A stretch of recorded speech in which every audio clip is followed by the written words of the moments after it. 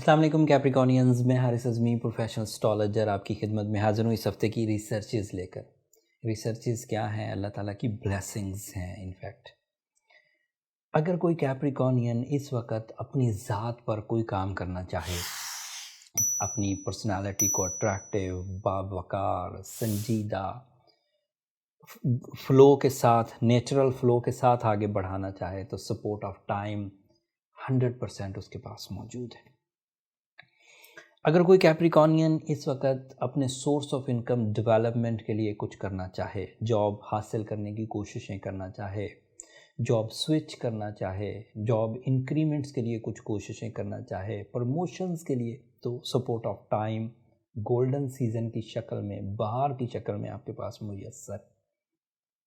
अगर कोई कैप्रिकॉनियन अपने इरादों की मजबूती के लिए कुछ कोशिश करना चाहे, अगर कोई कैप्रिकॉन अपने गमों को, अपने खौफ को, अपनी उदासी को, अपनी इंटरनल सेंसिटिविटीज़ को रिपेयर करना चाहे तो सपोर्ट ऑफ टाइम उसके पास मुयस्सर है।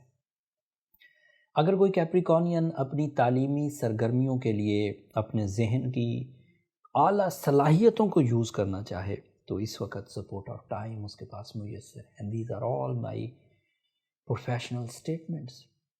इस हफ्ते आपको स्पिरिचुअल ग्रोथ के लिए भी एक अपॉर्चुनिटी मुयस्सर आ जाएगी। रजब का चाँद होगा 2 फ़ेब को। एस्ट्रोलॉजिकली इस चाँद की अपनी एक अहमियत है। It is creating beauty loving nature, आपके 2nd एंगल पर होगा। It is creating some force of life, it is creating some sacrificing nature. But इसके साथ साथ ये रजब का टाइम है तो it is creating some spiritual blessings, some type of रूहानी फ़यूज़ और बरक़ात, तो ये भी अलग से होगा। अब मैं सब प्लैनेटरी पोजीशंस बयान करता हूँ। मार्स आपके 1st एंगल पर है। रूल्स के मुताबिक अगर मार्स 1st एंगल पर हो तो ये 3 तरह के पॉजिटिव एडवांटेजेस की वजह बनेगा। कैप्रिकॉनियन के लिए ये ब्रेवरी की, इरादों की ताकत की, कंपटीशन के लिए जो स्किल्स चाहिए होती हैं उसकी ये सपोर्ट करता है। दूसरा फ़ायदा इसका, ये प्रॉपर्टी साइड पर कैप्रिकॉनियंस को बहुत सपोर्ट करता है। अगर कोई भी प्रॉपर्टी इन्वेस्टर कैप्रिकॉन मेल या फीमेल हो तो उसको बिग प्रॉफिट्स एक्सपेक्टेड हैं, इवन बिल्डर्स को भी एंड रियल एस्टेट एजेंट्स को भी। फिर ये आपके 11th एंगल का रिप्रेजेंटेटिव है। 11th angles means sudden gains, relationships, friendships, travelling, tours, ये सबको फ़ायदा देगा। वीनस आपके 1st एंगल पर है। Venus is always very happy, very productive when it is in Capricorn house and direct है 29 जनवरी से। So it is a planet of love achievements, love commitments, relationship, life partnership, successful life partnership, pleasures, beauty loving nature. मियाँ बीवी के दरमियान या family के दरमियान अगर कोई प्रॉब्लम थी उसका खात्मा, these are the possibility. And Venus अगर अच्छी पोजीशन पर हो तो इसकी वजह से कैरियर भी परफॉर्म करता है। ये आपके 10th एंगल का भी रिप्रेजेंटेटिव है। वीनस जब भी अच्छा होगा, अपॉर्चुनिटी ऑफ कैरियर इन्हेंस होगी, प्रॉफिट ऑफ मार्जिनस बढ़ेंगे, प्रॉफिट मार्जिनस इंक्रीज़ कर जाएंगे। आपके यहाँ मरकरी आपके 2nd एंगल पर है, सूरज आपके 2nd एंगल पर है। यहाँ से मरकरी और सन का एक ऐसा सफ़र शुरू है जो आपके लिए माली इस्तेहकाम की वजह बनेगा। कर्ज़ों का उतरना, बड़ी बड़ी इन्वेस्टमेंट्स करना, big vision, mind skills, accuracy, concentration, vocal skills, bravery, teaching abilities, leading abilities, feeding abilities, ये सब आपको मुयस्सर आएगी। इन 4 प्लैनेट्स का ताकतवर होना ही काफ़ी नहीं है आपके लिए। जुपिटर आपके 3rd एंगल पर है and your ruling planet is in your 2nd angle, so ये अलग से आपके लिए पॉजिटिव है। So long term and short term planets का इस वक्त एक ताकतवर कम्बिनेशन बना हुआ है। अगर आप एक स्ट्रॉन्ग कैप्रिकॉनियन हैं तो टाइम बिहेवियर की मैं पूरी मिसाल आपको दे रहा हूँ कि आपके ऊपर वक्त मेहरबान है। लेकिन अगर आप एक सेंसिटिव कैप्रिकॉनियन हैं तो आपको ब्लू सफ़ायर पहनना चाहिए, सूरह शम्स पढ़नी चाहिए, सूरह यासीन की 2nd लास्ट आयत पहननी चाहिए। ये कैसे डिफ़ाइन होगा कि आप सेंसिटिव हैं या स्ट्रॉन्ग हैं? उसके लिए बर्थ चार्ट ही देखना ज़रूरी होता है। अक्सर लोग कमेंट्स में इज़हार करते हैं कि मुझे बताइए मैं सेंसिटिव हूँ कि स्ट्रॉन्ग हूँ। तो ये इस तरह जर्नल या वर्बल कैलकुलेशन से नहीं होता।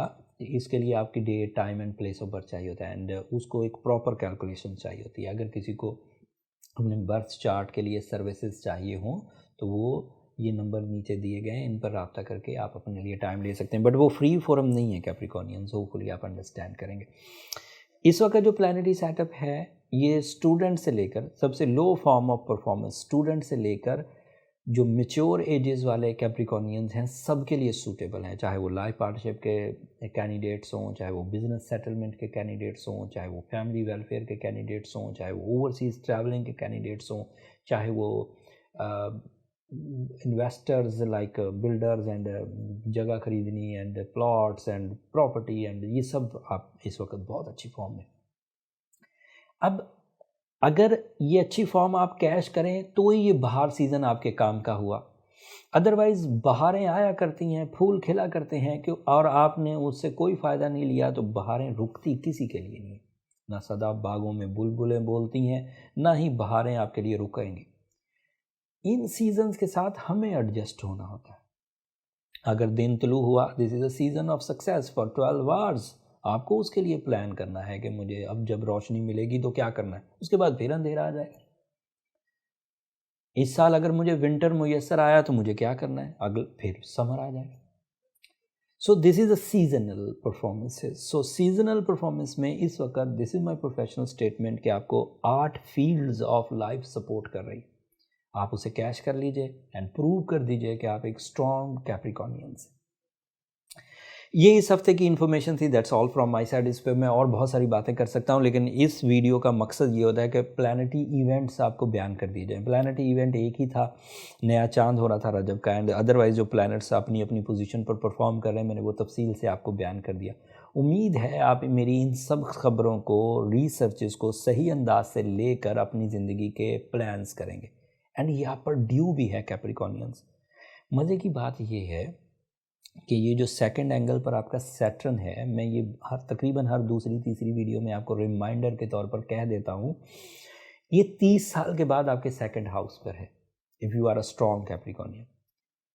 And second angle is angle of material advantages. ये मार्च 2023 तक इधर है, मतलब ये 22 का पूरा साल एंड 2023 के 3 महीने, तो तकरीबन 15 महीने आपके पास होंगे, उसमें से 4 महीने रेट्रोग्रेड रहेगा।